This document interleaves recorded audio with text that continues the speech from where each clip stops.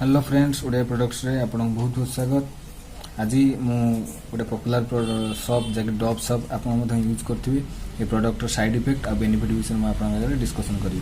सो चलंतु product review आरंभ करबा। देखंतु प्रोडक्ट 20 टंका पडुची एमती कंपनी रो एटा मार्केटिंग स्ट्रेटजी 25 लेखि त माइनस करी 20।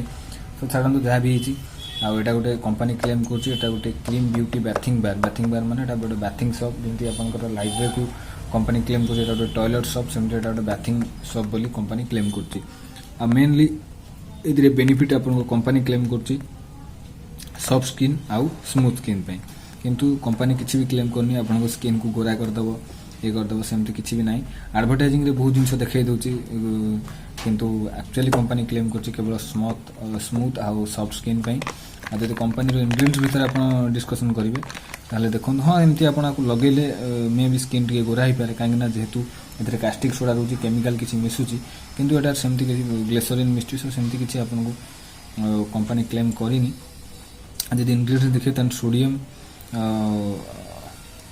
Sodium cocoyl isethionate stearic acid sodium palmitate water lauric acid sodium isethionate जहाँ जेन्युइन आपनकर जेन्युइन जहाँ भी शॉप इंग्रेडिएंट्स था एधिरे रही सेम किछि भी आपनकर केमिकल किछि कम यूज हेनी सेम आज यूज हेची। आ जदि देखिए एटा गोटे हिंदुस्तान यूनिलीवर कंपनी रो प्रोडक्ट आ देखंतु कंपनी एधिरे क्लेम करछि एटा गोटे बाथिंग बार बोली। आ जदि देखिए प्रोडक्ट भीतर आपनकर जो रोची टीएफएम एधिरे 60 प्लस रोची।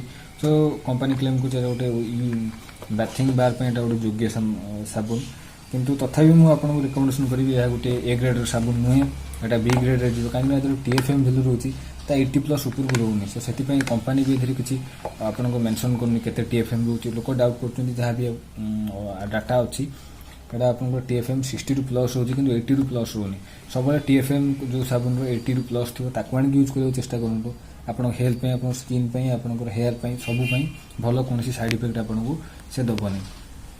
आज जदि देखिए कंपनी तो बहुत पॉपुलर एडवर्टाइजिंग द्वारा हो जाइए ये सब कंपनी देखो एडवर्टाइजिंग द्वारा ही पॉपुलर होची, नहले ये साबुन सेमती किसी बेनिफिट न था कि पॉपुलर हो पारनी। किंतु आपन भल भल प्रोडक्ट पतंजलि है इंडिया रे भल भल प्रोडक्ट सेगुड़ा पॉपुलर हो पारनी कहीं तार एडवर्टाइजिंग नाई। एडवर्टाइजिंग लोक से मोटिवेट करूनी कहीं सार प्रोडक्ट क्वालिटी अच्छी कि एडवर्टाइजिंग कौन प्रकार से टंका खर्च करना। देखंतु ए प्रोडक्ट रो पैकिंग केमती हिची पैकिंग जेमती हिची काश प्रोडक्ट भी सेमती हितांदा किंतु नाही प्रोडक्ट रे टीएफएम बहुत कम रहउची आ कास्टिक सोडा मध्ये मिसची आ एधिरे जे आपन को रहउची परफ्यूम।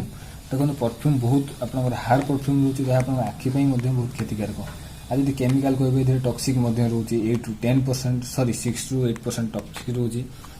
जदि भी थर्ड ग्रेड नो ताले एटा सेकंड ग्रेड रो साबुन जीवो फास्ट ग्रेड साबुन जीवनी। आपन को जदि गोटे हैंड वॉश टाइप यूज करि परिबे किंतु आपन जदि रेगुलर बाथ पे यूज करि परिबे ताले आपन मे भी आपन को किछि डिजीज आपन को शो करि पारे। जदि आपन को स्किन प्रॉब्लम अछि ताले को जम्मा भी यूज करंतुनी डॉक्टर प्रिस्क्राइब ही यूज करंतु। एतिक थिला डॉव साबुन रिव्यू जा थिला डार्क टूथ प्रोडक्ट विषय रे एमती किछि नाही कि आपन को गोरा कर दबो किछि कर दबो सेमती किछि भी नाही 20 टंका रे किछि भी नाही।